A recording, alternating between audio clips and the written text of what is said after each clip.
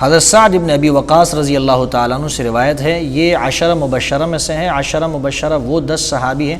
جن کو اللہ کے رسول نے ایک ہی مجلس میں فرمایا کہ یہ صحابہ جو ہے یہ جنتی ہے۔ ان کے نام لے کر اللہ کے رسول نے فرمایا ابوبکر فی الجنہ، عمر فی الجنہ، عثمان فی الجنہ، علی فی الجنہ، طلحہ فی الجنہ، زبیر فی الجنہ۔ اس طرح جو ہے ان میں حضرت سعد بن ابی وقاص رضی اللہ تعالیٰ عنہ کا نام بھی ہے۔ وہ فرماتے ہیں کہ حجۃ الوداع کے سال میں سخت بیمار ہوا، رسول اللہ صلی اللہ علیہ وسلم میری بیمار پرسی کے لیے تشریف لائے، تو میں نے عرض کیا اللہ کے رسول آپ میری بیماری کی شدت کو ملاحظہ فرما رہے ہیں، میرے پاس مال بہت زیادہ ہے اور میرے ورثاء میں سے کوئی نہیں سوائے ایک بیٹی کے، ایک بیٹی ہے اور باقی تو میرے ورثاء کوئی موجود نہیں، مال بہت زیادہ ہے، میں چاہتا ہوں کہ میں 2/3 مال جو ہے وہ اللہ کی راہ میں صدقہ کروں، آپ مجھے اس کی اجازت دے دیجئے۔ اللہ کے رسول نے فرمایا کہ نہیں، 2/3 مال صدقہ کرنا یہ بہت زیادہ ہے۔ پھر میں نے اجازت مانگی کہ میں آدھا مال جو ہے وہ صدقہ کروں، اللہ کے رسول نے فرمایا کہ یہ آدھا مال جو ہے یہ بھی زیادہ ہے۔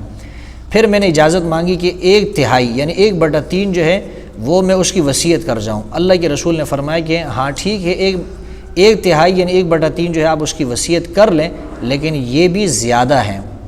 1/3 جو ہے یہ بھی زیادہ ہے۔ اس سے ہمیں ایک بات سمجھ میں آ گئی کہ اگر کوئی شخص مر رہا ہے، دنیا سے جا رہا ہے اور وہ وصیت کرنا چاہتا ہے کہ اپنے مال کو صدقہ کریں، تو 1/3 کے اندر تو وصیت کر سکتا ہے، 1/3 میں اس کی وصیت نافذ اور جائز ہوگی، لیکن اس سے زیادہ اگر وہ وصیت کرتا ہے تو پھر وہ جائز نہیں ہوگی، اگرچہ یہ 1/3 وصیت کرنا یہ بھی زیادہ ہے، لہٰذا بہتر یہ ہے کہ 1/4 یعنی 1/4 کی وصیت کی جائے۔ حضرت سعد رضی اللہ تعالیٰ عنہ فرماتے ہیں کہ اللہ کے رسول نے یہ ارشاد فرمایا کہ تمہارا اپنے وارثوں کو مالدار چھوڑنا یہ اس سے بہتر ہے کہ تم ان کو نادار چھوڑو، کہ کل وہ کسی اور کے سامنے ہاتھ پھیلائے پھرتے رہے اور دوسروں سے جو ہے وہ مانگتے رہے، اس سے بہتر یہ ہے کہ آپ ان کے لیے مال چھوڑ دو، دولت ان کے لیے چھوڑ دو۔ اور رسول اللہ صلی اللہ علیہ وسلم نے یہ بھی فرمایا کہ تم جو رضا الہی کے لیے خرچ کرو گے، اللہ کی رضا کے لیے اخلاص کے ساتھ، یعنی اللہ کی رضا کے لیے جو کچھ بھی خرچ کرو گے، یہاں تک کہ وہ لقمہ جو آپ اپنی بیوی کے منہ میں دو گے،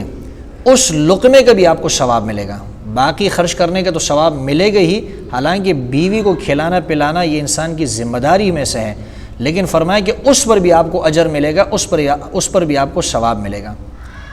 فرماتے ہیں کہ پھر میں نے کہا کہ میں اپنے ساتھیوں کے چلے جانے کے بعد پیچھے رہ جاؤں گا، آپ نے فرمایا کہ پیچھے رہنے کی صورت میں جو عمل اللہ کی رضا کے لیے کرو گے اس پر تمہارا مرتبہ بلند ہوگا، اور امید ہے کہ تمہیں مزید زندگی ملے، کچھ لوگ تم سے فائدہ اٹھائیں جبکہ دوسرے لوگوں کو آپ کی وجہ سے تکلیف سے دوچار ہونا پڑے، یعنی مسلمانوں کو فائدہ ہو اور جو کافر لوگ ہیں ان کو نقصان ہو۔ مقصد یہ ہے کہ دیکھیں اس حدیث میں اللہ کے رسول نے فرمایا کہ جو تم اللہ کی رضا کے لیے خرچ کرو گے، اللہ کی رضا، دکھلاوا مقصود نہیں ہونا چاہیے، کسی کو دکھلانے کے لیے نہیں، صرف اللہ کی رضا کے لیے، تو جو تم نے اللہ کی رضا کے لیے خرچ کیا اس کا تمہیں ثواب ملے گا، یہاں تک کہ اپنی بیوی کے منہ میں جو لقمہ آپ نے دیا ہے اس لقمے کا بھی آپ کو اجر اور ثواب ملے گا، بشرطے کہ اللہ کی رضا مقصود ہو، بشرطے کہ اللہ کی خوشنودی مقصود ہو، اور اگر دکھلاوا مقصود ہو تو پھر دکھلاوے پر کوئی اجر اور ثواب نہیں ملتا۔